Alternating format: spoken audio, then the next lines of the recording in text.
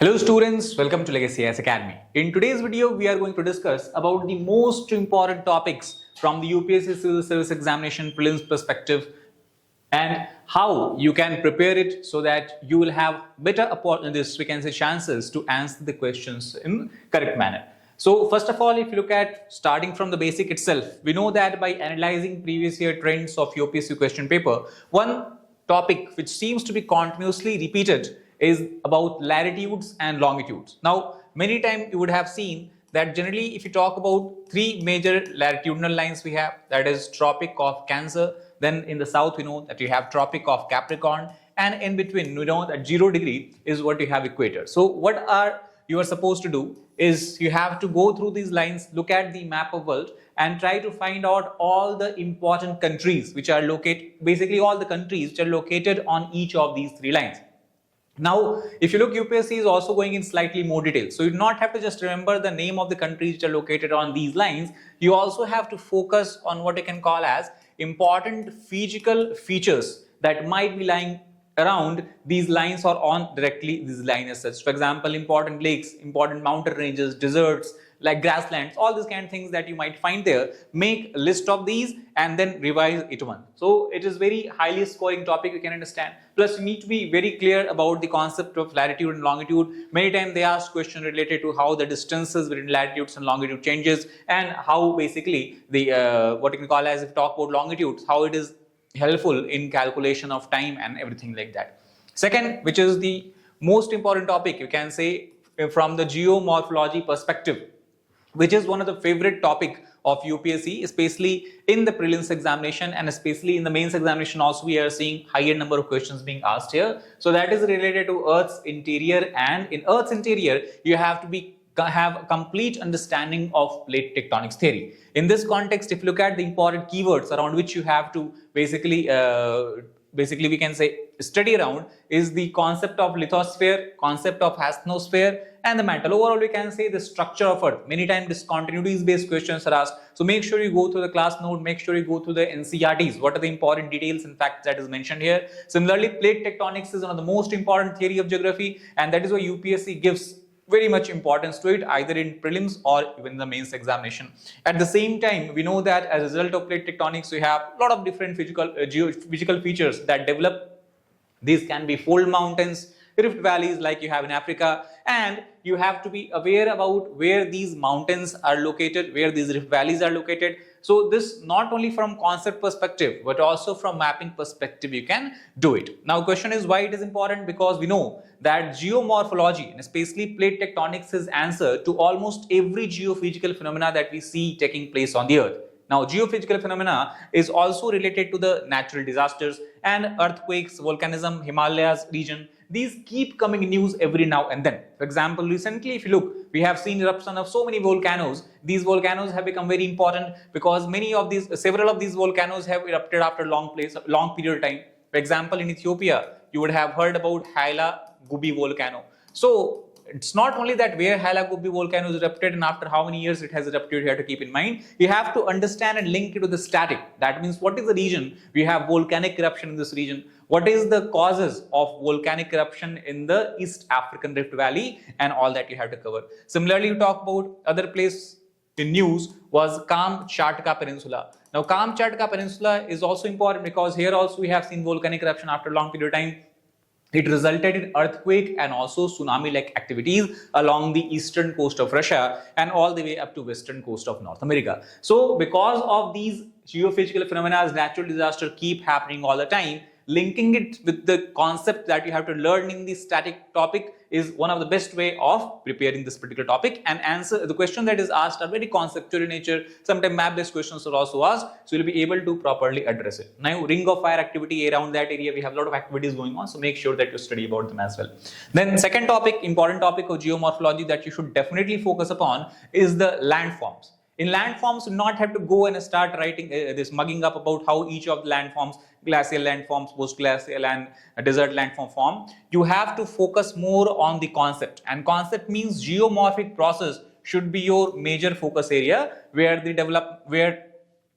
endogenic, exogenic forces are discussed, where what are the examples of these forces, how these forces act on the surface of Earth and shape the overall geomorphology of a particular region. That should be your concern, and that is where questions are being asked here. Now, it is because of these forces you would have read in class about how earthquake is related to it, how different type of mountains and plateaus form because of this. So now fold mountain, fault or block mountain, volcanic mountain, where are they located all across the world? All the important ranges, basically you have to prepare that from the mapping perspective. So you can see that while you preparing and revising for the geography, you have to do both things together. You have to be we can say focus on the concept, also understanding concepts, and based on those concepts we know that we have several different landforms. So where these landforms are located, the major ones obviously at the continental scale on the world map, and then more we can say minor features in the India's map, you have to cover it properly. So static plus conceptual associated with the current affairs question many times are asked from this.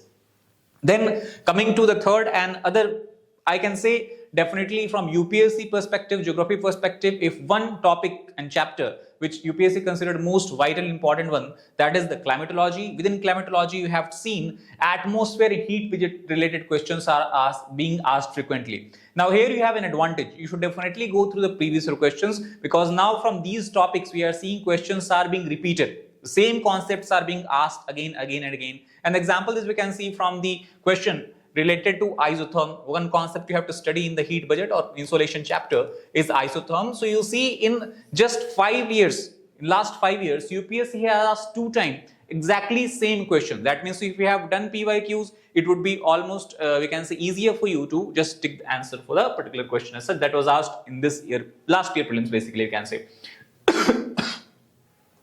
So atmosphere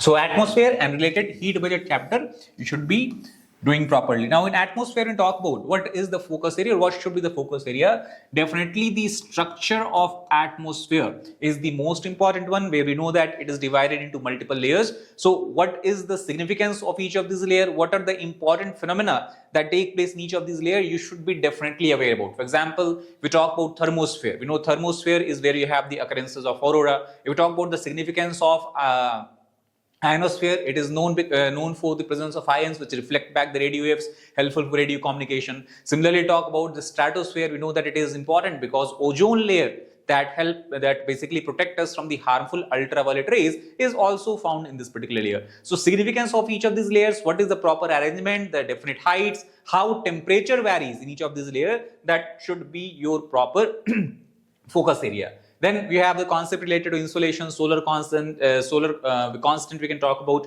albedo, how albedo affect temperature and all that. Plus obviously you can link it to the climate change. Global warming is one of the major problems that we are facing today on the earth, and that is directly linked with the changes taking place in the atmosphere. So that is how you can link both environment and geography. Now also why this topic and particular chapter is very important, because again you have a proper linkage with current affairs. We know that all across the world including India, we keep on facing several weather related changes, weather related problems, whether it is cyclones, whether it is we can talk about the storms, whether we talk about typhoons. So tornadoes also we can consider here. So because so many climatic and weather related changes are taking place, UPSC has a lot of option of integrating these concepts that you have to study in static with the current affair as such. So try to link it to the phenomena such as global warming, heat waves was also in news recently. For example, obviously from prelims perspective, if I write here, a term marine heat wave was seen in news. So make sure that you are aware about the concepts of heat wave on the land,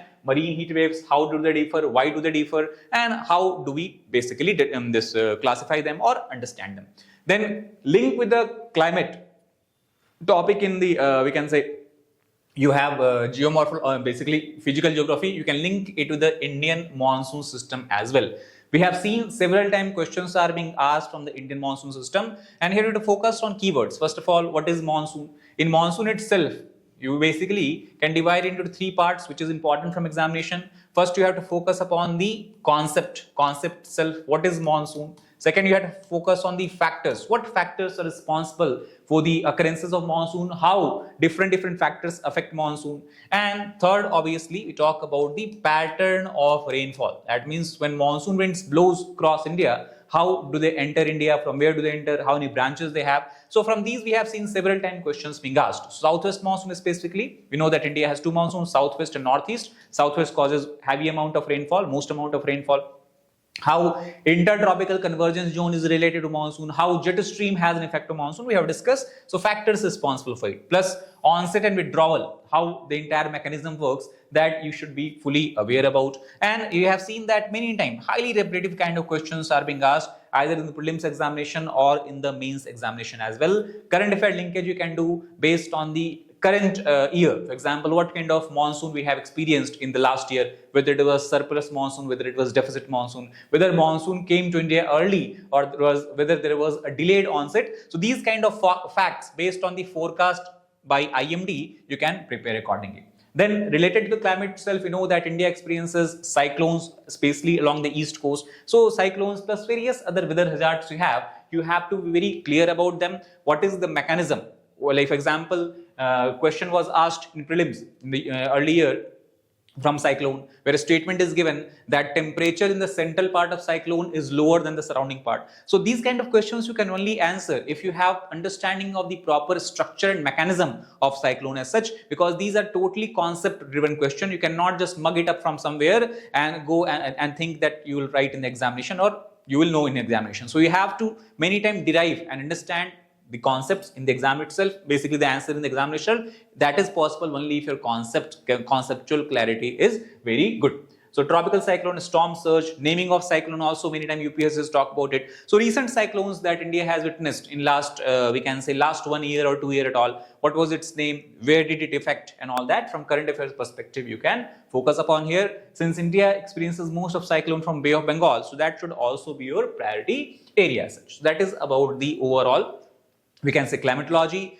5-6 chapter we have discussed, the most important one. Make sure also you can include air, this atmospheric circulation system, atmospheric pressure system, different pressure belts you have, planetary winds that is blowing between these pressure belt, that additionally should also be studied because that is very important concept there.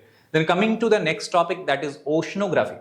Now when talk about oceanography, the entire oceanography, if I explain that what should be the focus area, then I can look here at the keywords. Ocean current, the most and the single most important chapter from the oceanography is the ocean current. Numerous times questions have been asked on this, whether it is the prelims examination or the mains examination. What you should remember and read about ocean current: name of the ocean current, which coast are particular ocean current flowing through, what is the impact of ocean currents in different parts of the ocean as such. So just these three things prepared through the diagram and you will be done with it. Then ocean tides. Now UPSC has not given too much focus on the ocean tide chapter. This is evident from the fact that in last 10 years, maybe 2 questions have been asked from the ocean tide in the prelims examination I'm talking about. But basic concepts you should be clear about.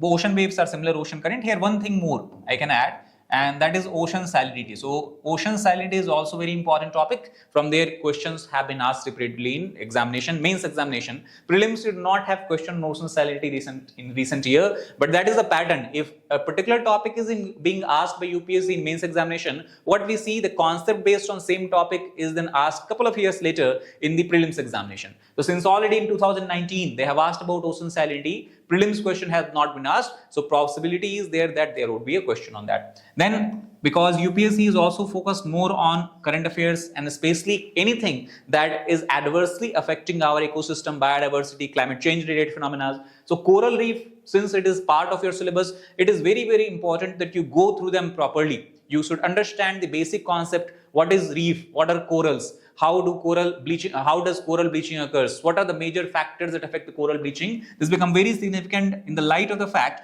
that we are witnessing what we can call as the 4th mass coral bleaching phenomena across the world, where almost entire ocean, Atlantic, Indian, Pacific Ocean are being continuously affected as such. So again, to sum up, ocean current, ocean tide, ocean salinity and coral reef.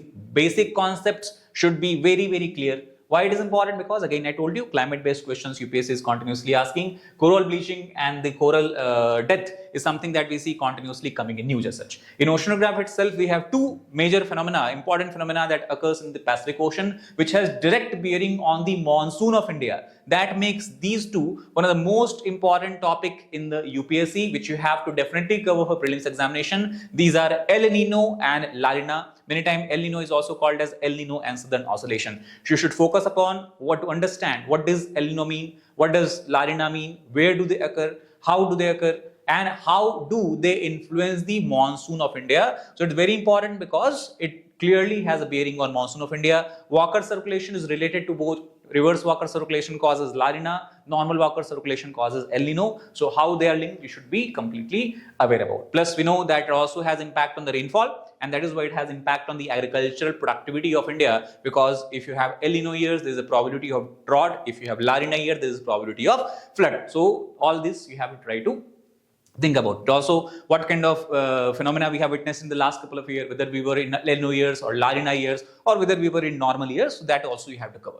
Then coming to Indian geography, climate we have discussed. The second most important topic in the Indian geography is from where direct questions are being asked, and the good thing is that questions being asked from this topic is very, very factual in nature and relatively easier in nature. That means if you have revised it properly 2, 3, 4 times, if you are aware about all the important facts, then there should not be any problem in answering the questions. So soil types of India, we know that in India overall we have to study 8 types of soil as far as the syllabus is concerned. So what we have to cover here, because it is direct factual question, simple thing, 3 things I will tell you from soil. You cover properly distribution, which soil is found in which part of India, state-wise distribution. Second, what are the major crops grown in each of the soil? And third, what is the most important characteristic of the soil? Because if you look at the 8 types of soil of India, at least 1 to 2 characteristic you would easily find, which is most unique characteristic. For example, black soil, what is the most important characteristic? It is considered as self-flowing soil. It has high moisture retention capacity. Similarly, if you talk about the red soil, it has only one nutrient that is found in abundant quantity, that is potash. If you talk about the for example, alluvial soil, it has very good drainage. It has abundance of phosphorus, potassium, calcium. So that is how we can prepare it. So distribution, right? The major crops grown in the soil, cultivated in the soil, and the thing. Then apart from that, also one thing you can do is try to link to the current affairs if you come across certain government initiative taken in this area. For example, few years back when government launched soil health card scheme, to ensure that people are aware about the major nutrients or macronutrients present in the soil, based on which they can determine which kind of fertilizer to be used or all. Question was asked about soil health card. So make sure that you are aware in last 1-2 years what are the initiative government has taken in the area of agriculture, more specifically related to the soil. Now coming to, I can say, by looking at the previous year questions, if I segregate Indian geography as a sub-branch or separate field of geography, the highest number of questions in prelims I'm talking about is has been asked from the river system of India. So single highest number of questions you talk about out of all the 5-6 chapter Indian geography that you have to study. So what basically again you have to focus, this is again direct factual questions are asked from here, and you have opportunity to practice map here also. I would strongly recommend that if you are revising river system of India, make sure that you not revise by reading it from somewhere, from some books or some notes. Try to draw map of river by yourself. And 3 things you have to definitely cover here. First, for every important river, total 8 river systems we have to study generally in India. Apart from that, all the minor and small rivers that you have. So 3 major river system in the Himalayan system and 5 important river system, basically 6 important river system we have in Peninsula. So 9 river system we will be covering here. So for each of these river system, the major river, what is the origin point? What is the drainage point? Drainage point means mouth of the river, where river is discharging its water in the ocean, whether you have basically Bay of Bengal or Arabian Sea. And third, most important one, from where most of questions I think have been asked, is the tributary. So you should be clearly aware about tributary of each of these 9 river system, which river is tributary of which and not. So many time questions are being asked from here. Recent time also we have seen questions where they are going in more deeper. So if you look at last year question, they did not ask that which of the rivers are tributary of Ganga river system. They already gave you the name of the tributaries of Ganga river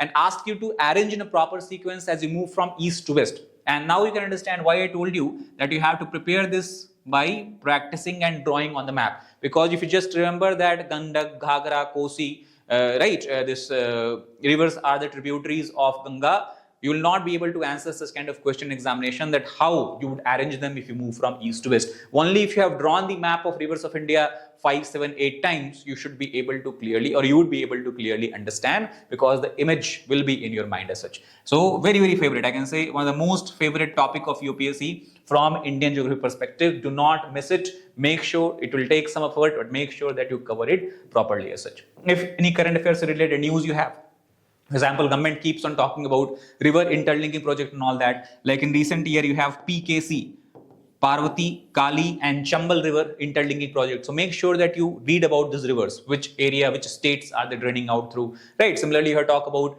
if any other projects are there, important dam projects and all that. Like Chenab River, Indus River system is very important this year again, because we know that we have put Indus Water Treaty under suspension, under abeyance, and we have given green light to several projects on the Chenab River in a rapid scale, because we want to tap the potential of the Chenab River system. So what are the important projects the government of India has finalized in the recent year? What are the important tributary of Chenab? Where does Chenab River originate from? Where does it flow out? Where does it meet River Indus in case of Pakistan? So all these are very important facts mentioned in your NCRTs. That makes it very, very important also, and that you should not anyhow try to do not skip over it.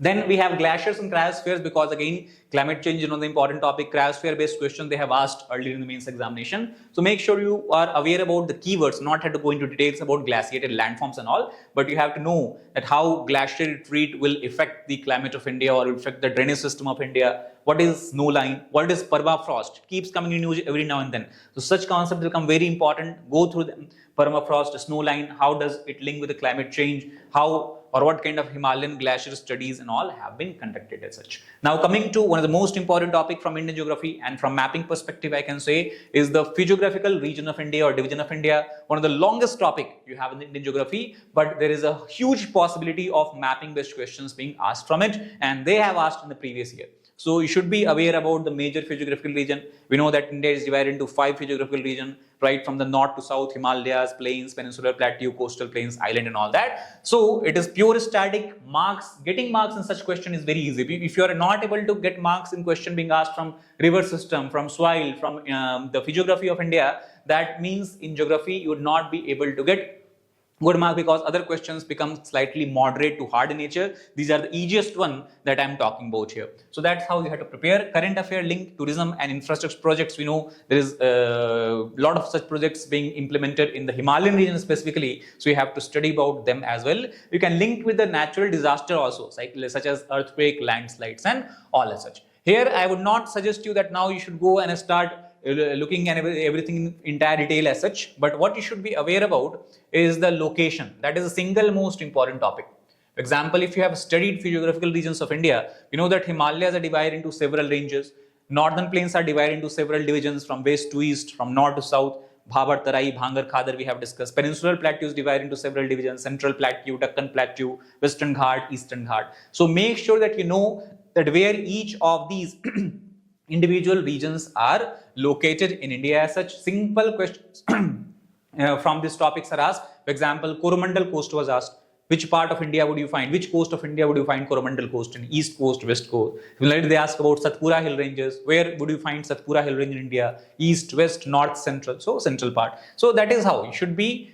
Basically, I can say you should have locational awareness about the physiographical regions of India and its we can say divisions, and on the map of India itself. Then coming to other topic from where 1 or 2 questions every year is being asked. It depends on basically some year questions seems easier, some year questions seems of moderate type, depending on how much you have studied it. So question is directly related to natural vegetation and biodiversity, where again we know that entire forest of India can be classified into 5 major types. So with reference to 5 major types, within that many times you have 13 subtypes, also we classify them. So for each of the major type of forest, 3 things we have to completely cover here. First, what you have to cover? You have to cover is the distribution, same like soil. natural vegetation, soil, the way how you cover both of them is very, very similar. So distribution, second important characteristics of each of these forests, like especially tropical thorn forest, littoral forest, tropical evergreen forest and all that. And third is the climatic regime. Which kind of climatic regime, that means temperature, rainfall pattern, a particular type of forest grows in. So direct questions are asked from here, static based questions are asked from here, and most important, many times they are now basically integrating such question with the species. So a few years back question was asked, jackfruit, a well-known plant, is a part or is an example of which type of vegetation? Similarly, they have asked before, red sanders, a tree seen recently in news, is example of which type of vegetation? So we have discussed, it is tropical, dry, deciduous forest. Jackfruit talk about, it is example of equatorial evergreen forest. So that is how you have to prepare about each of them. So make sure that important and most important species, common species that you see around you everywhere, which keeps coming in news every now and then, which is one of the most consumable kind of we can say plants or plant-based product that you have, prepare about them. Plus biodiversity hotspot, obviously you have to cover it from the environment and biodiversity perspective. And this topic is important because many times there is a strong overlap between geography and environment when we talk about natural vegetation and biodiversity. So try to prepare both of them together by linking them together. Also from current affairs, we know that Forest Survey of India releases report, status of forest report. You should be aware about the recent changes, important changes that is taking place in the forest landscape of India. Like for example, which states are losing forest, which states are increasing their forest cover, what is the total forest cover and everything like that as such. Then coming to human geography, it is relatively less important topic in prelims examination. It did not have a lot of questions because most of question in geography is being asked from physical geography, that means oceanography, geomorphology, climatology, and then remaining questions are either map based, world mapping based, or it is related to the we can say geography of India itself. So from human geography, recent year we have seen some questions being asked, and most of the questions are revolving around the concepts, terms we can say. So make sure that whatever terms are given in your NCERTs, like it can be life expectancy at birth, it can be what you can call as the we can talk about the total fertility rate. That is from your question was asked in recent year. You should be aware about what these concepts mean. Demographic winter was a term that was asked in few years back, I think in UPSC examination. So basically that is what you have to keep in mind. Database questions are not asked that much, but when the census is going to take place, so related to that some questions can be framed here. Then migration, not that important, urbanization and all that, these are more important. I will say is from the mains examination perspective. From prelims perspective, focus on the understanding and learning of concept. What does birth rate mean? What is crude birth rate? What is crude death rate? And all these kind of things. Plus it is important because conceptual MCQs I told you is being asked from here, and plus census 2027 is going to take place soon. So based on that some question can be asked. Agriculture geography is one of the most important topic.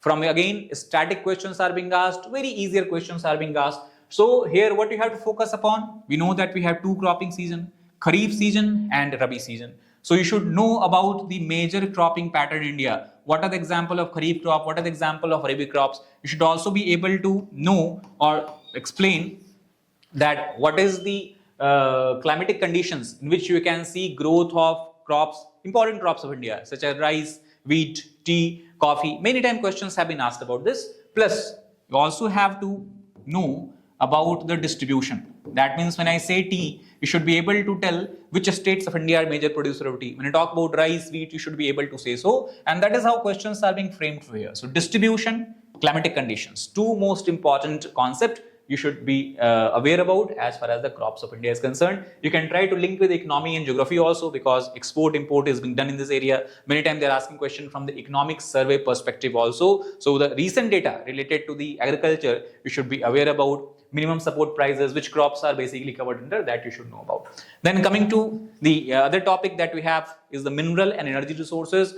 Again, not a lot of questions are being asked, but some questions we are seeing being asked from here.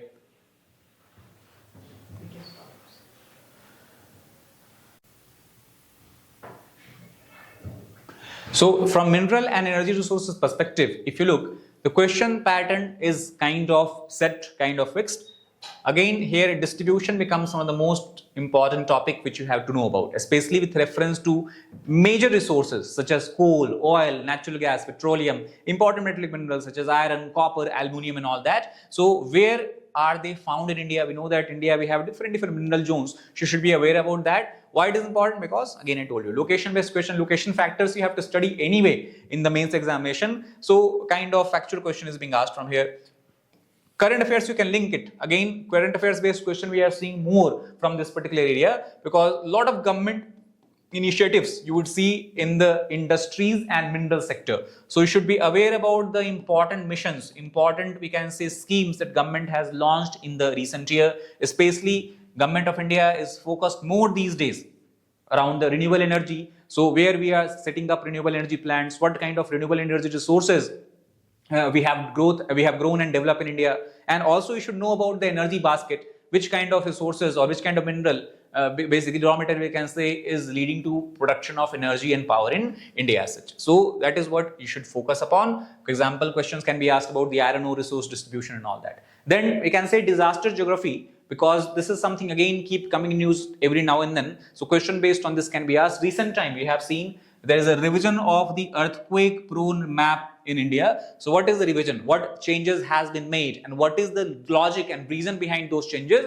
You should be aware about this. Flood, cyclone, this vulnerability zones and vulnerability mapping is what you can prepare here. Which part of India is prone to which kind of disaster? Also question can be asked that what is the region behind a particular disaster taking place in India? For example, easily question can be asked that we are seeing that Bay of Bengal or eastern coast of India experiences experiences more number of cyclones compared to the western coast. What can be the reason behind this? So 3-4 options can be given. So application based MCQs, we can say here actually it is again linked with your physical geography, because you know disaster either is a geophysical phenomena or is a climatic phenomena to a large extent. So if your concept in those two topics are clear, climatology and geomorphology, I don't think you should have any problem in answering questions, especially conceptual questions related to this disaster geography. As such, in mains examination, I would suggest that NDMA guideline obviously you have to refer to, but in prelims the importance is relatively less. But NDMA, you should visit the website of NDMA. If any new recent news and some recent input or data is coming, you should be aware about that also.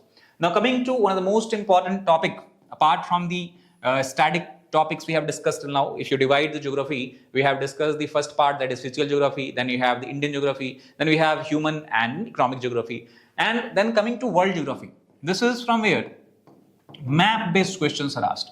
And now earlier if you look, the question pattern few years back was that those places which have been in news continuously, generally location based question was asked from there. For example, in Ukraine, some places are in news because of war-like situation. In Africa, some countries, some regions are there that are in news because of famine and starvation. Certain areas, certain natural disasters occurred, that is why it was a news. So question was asked based on that. Places in news, we can say simply category. Now UPSC is also, apart from places in news, they are focusing on the important physical features that you see around the world. And the best example of this we can see from the 2025 prelims itself, where direct question was asked about the islands in the Mediterranean Sea. So they asked that name of islands are given and which country does this island belong to. So this is not possible because it's not that these islands were in news. Question was asked because if you analyze the previous year question paper, you would see that Mediterranean Sea region, Black Sea region, West Asia region, these are one of the favorite regions of UPSC for mapping based question. So when you are preparing for mapping based question, apart from the latitude that we have discussed, equator, Tropic of Cancer, Tropic of Capricorn, we have a study about the continental features also. What I would suggest, you should definitely focus on these areas. One is Mediterranean Sea. Second is Black Sea region. It is a news also because of Russia-Ukraine war. Third is the West Asia region. West Asia means the entire Middle Eastern region also we can say to some extent. And then you should also be fully aware about the recent development taking place in the India's neighborhood. Example, in Myanmar, we know that civil war-like situation we have seen taking place. So important places that is news there, right? Kaladan port, question based on that can be asked. So important physical features like rivers, mountains, hills, you should be aware about them.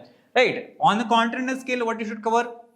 Important landscape, important deserts of the world, where are they found, which country are they located, which kind of current are flowing there, you can link to the oceanography, important plateaus, mountains and all that. Like also we have seen in India, question was asked last year itself, name of different mountain, what kind of mountain are they? Whether they are fold mountain, whether they are fault or block mountain. So that you should be aware about. Ocean current we have discussed, mountain ranges we have discussed. So UPSC has a tendency of asking surprise questions from the world geography. Many times students think that this is a question that is out of blue, which is out of syllabus. That is not true. Most of the mapping based question that UPSC asks, it is from the area that you should definitely cover, like Mediterranean Sea, as I give you an example as such. Plus, try to link with the current affairs, especially those places which are in news. Definitely you should cover them in more detail. Like Amazon forest was in news because of the forest fire. Africa, some countries were news because of the massive drought they are facing as such, right?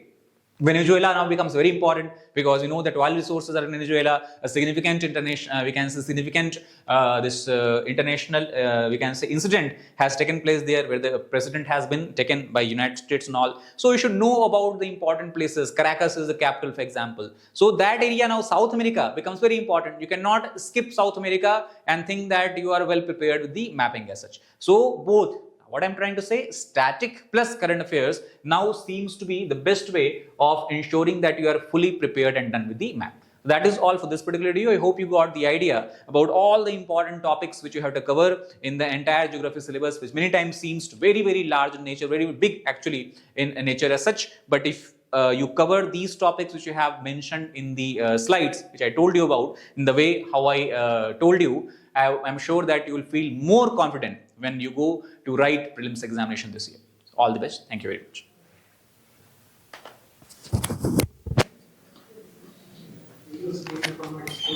much.